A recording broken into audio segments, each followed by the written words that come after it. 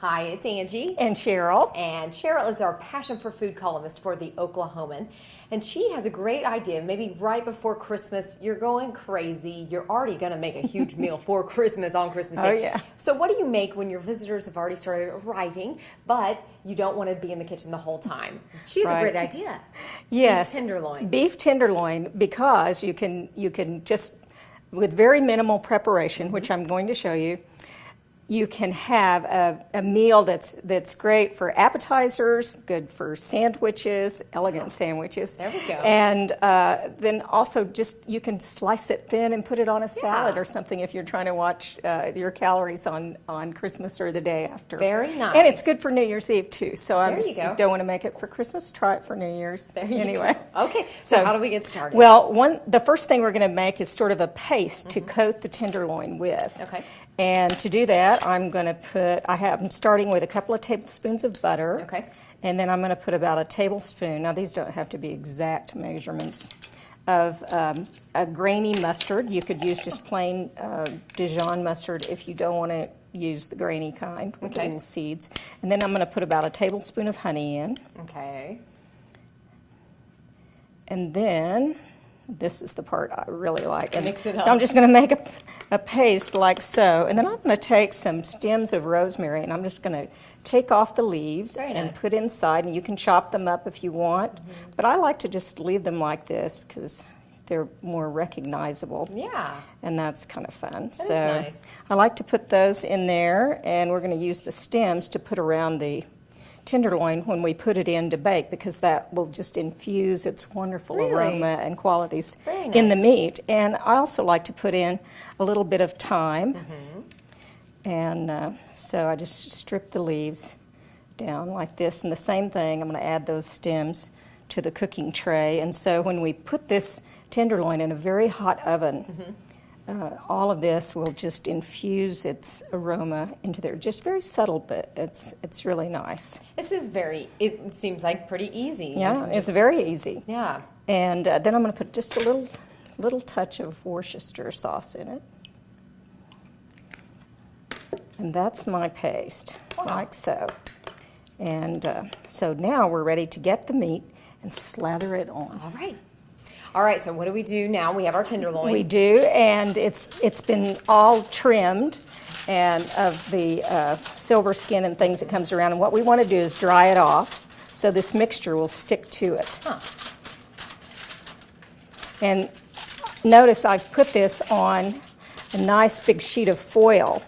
And what that means is that when it's all done and all over, I don't have to wash the pan that we cooked it in. Nice. And if you don't have a big pan like this, perhaps your oven came with a broiler pan. This is ideal to use the broiler pan. Just cover it with foil. You won't have to do it. So we have this pretty well dried off. It seems like it. I'm going to turn this at an angle because it's a little bit long, and see, we're going to be able to slice this when it's all done. All right. So I'm just going to come along the top and put some of this mixture. Does it just go on the top, or do you want No, we're going to put it. We're going all to around? do the old totally routine and with your hands and get it all over yourself. Right. That's you have to cook with your hands sometimes. Sure. And this is just one of those times. So I just take my fingers and massage that into the tenderloin, like so. And you can even put it underneath. Just lift up the loin and do that. And there it goes, like that. And just distribute it pretty evenly so you've got that nice little bed of rosemary. Yeah. You can take the paper towel and kind of clean off your hands a little bit.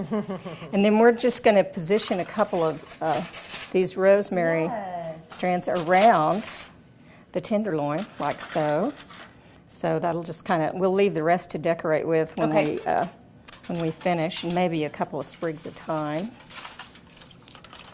I don't know, it's going to make a huge difference. Yeah, doesn't it? Yeah, so, and then the last thing is a meat thermometer, which is really handy if you're trying to get it to a certain stage or level. And what I like to do,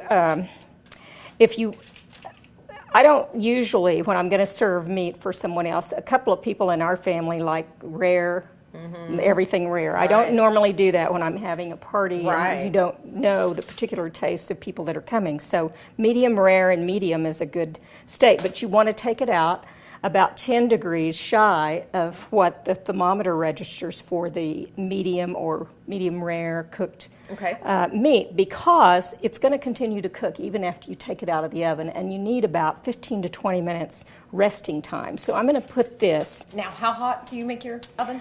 This is the thing. I like to sear the outside of the tenderloin, and rather than doing that separately, I'm going to put it in a very hot oven to start with for 15 minutes. And then we'll turn the temperature down. So I'm going to start with 475 degrees. Very hot. But what that's going to do is seal the outside, and all the juices will be inside. There we go. So it'll just be a wonderful way to cook the tenderloin, and then we'll monitor it about every 10 or 15 minutes. And usually you can do this whole thing in 40 minutes or less. That's great. Okay, let's do it. So. All right, Sherrel, the time is here. Let's see what it's like. Smells wonderful. Okay. Oh, it does. And this is the advantage of putting it on the tray like this. Very nice. And you can take the thermometer out because you already know that it's the temperature that you want. And what we're going to do is loosely wrap it just a little bit like this with the foil. And this, I tell you, this baking it on foil just comes in so handy. I bet. And the other thing, if you put the shiny side next to the tenderloin, then you get a little extra browning on the surface. Very nice. Makes a nice crusty thing. You leave it like this before you're ready to slice it. And then when you plate it, take some more of the rosemary and put it on there. And then I'll have a great sauce recipe that you can make to have if you want to serve it as a main course.